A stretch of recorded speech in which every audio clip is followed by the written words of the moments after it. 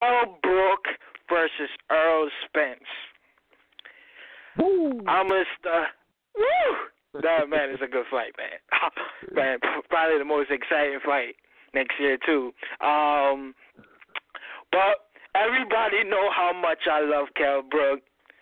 He's my second favorite fighter. Kell Brook. I love the way this dude comes in the ring. I love his fighting style. I love what he brings to boxing. Man, you know what I mean? I'm such a big fan of Kell Brook. I can't lie about that, man. What he showed me against Sean Porter made me a fan instantly. Errol Spence has been getting the job done, knocking out every single body, just winning every single fight. He's finally Kell Brook mandatory. So I'm looking forward to this fight. This fight they saying is going to happen in April or May. So I'm really looking forward to it, man. I hope nothing stops this fight to not happen. But I'm really intrigued to see this fight, man. I'm hearing this is supposedly being in the UK. Man, that's big news, man. Errol Spence going to another country, just like Kell Brook came to America and dethroned Sean Porter. I think Errol Spence is going to try to do the same thing Kell Brook did in America, and he's going to try to do it in UK and England. So I'm so excited to see this fight. You know, I'm picking Kell Brook to win. The only way I see Errol Spence winning this fight is a bunch of knockdowns and different rounds or a knockout. And I don't see him knocking out Kell Brook, and I don't see him dropping Kell.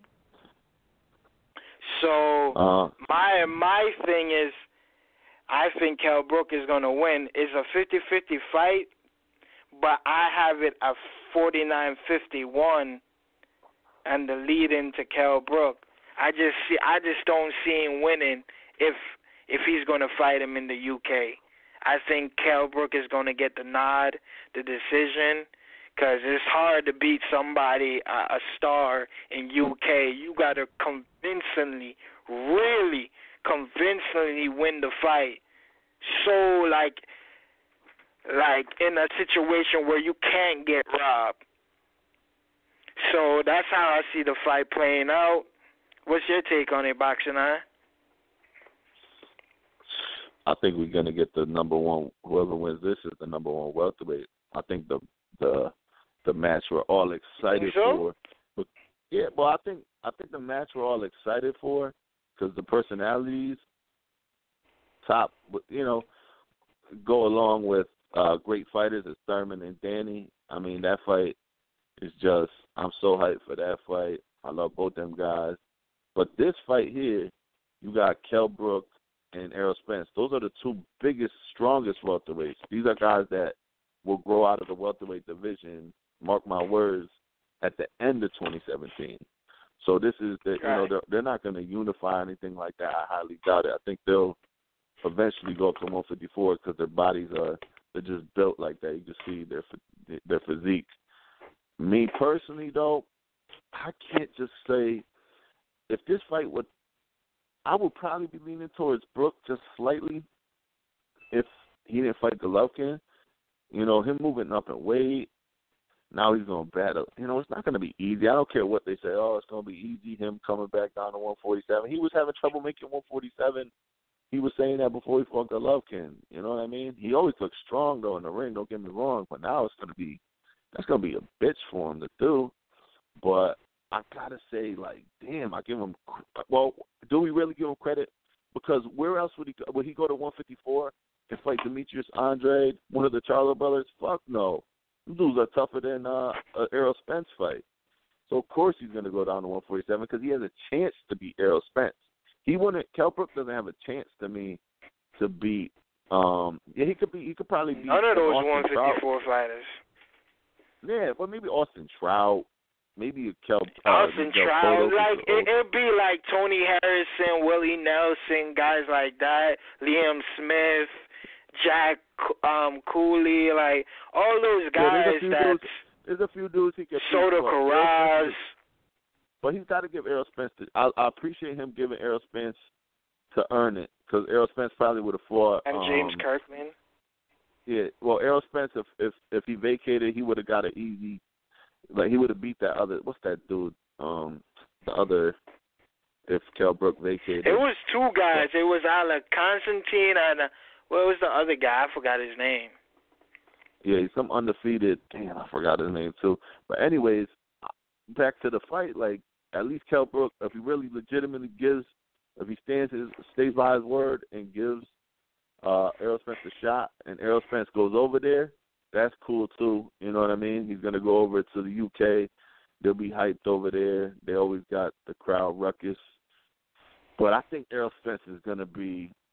He ain't gonna be hitting him like Golovkin did, at least. But Spence is gonna be longer. I think he'll be the fresher dude, man. This dude got in the back of his head. He's thinking about his eyes. Fucking. So luckily they threw in the towel. You know, he looks sharp. Don't get me wrong. He's sharp as fuck with the 1-2. One thing Spence got to worry about is that 1-2 down the pipe. Like, nobody throws it like Kell Brook. So Spence got to have some good head movement, and you got to get inside, take that one. He can get inside. He can kind of like, because Sean Porter got inside, but he just doesn't know how to work inside. You know what I mean? Andre Ward shows you how to work inside. But Errol Spence, get inside and do some work, man. Don't let him hold you. Get him against the ropes. I think people be surprised how strong Errol Spence is. And we're not surprised how strong Kell Brook is, so that's what makes it intriguing. Like, Kell Brook was able to stand his ground against Porter. But like Porter, obviously, that dude's been fighting in the amateurs. He was fighting middleweights and shit. It's a good fight. And his pro was fighting 165 too. Like you said, it's a 50-50 fight. But to me, it's just not a 50-50 fight coming off a hard fight that he took a good – even though they stopped it, he still took a fucking beating in those second, third. Even with his success, and he was so quick and sharper than Golovkin because he's a welterweight. But even with him tagging, Golovkin was fucking trying to kill him in there, bro. He was landing hard shots. Like, I know his head was shaking. You know what I'm saying? I've been in the ring with dudes heavier than me. When you're getting hit like that, holy shit, yeah, you could take it, but god damn, you're getting your bell rung constantly. You know what I mean? But I'm leaving. So who you got winning? You got Errol Spence winning. Yeah, pretty much. I would put money on that Errol Spence will win, even in his hometown.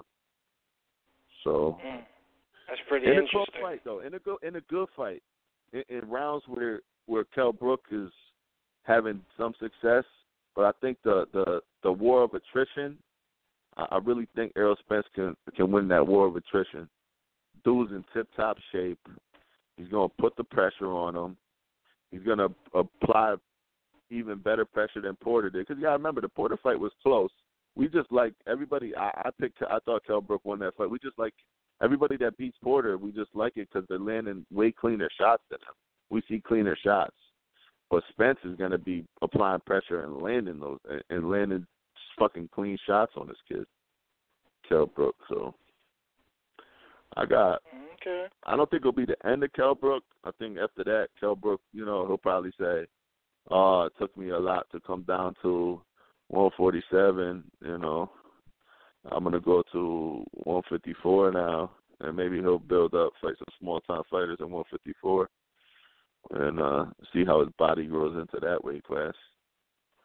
And then Errol Spence, hopefully. I think if Thurman wins, we'll get that fight, Thurman Spence. But if that's the only way I see a unification, Spence unifying.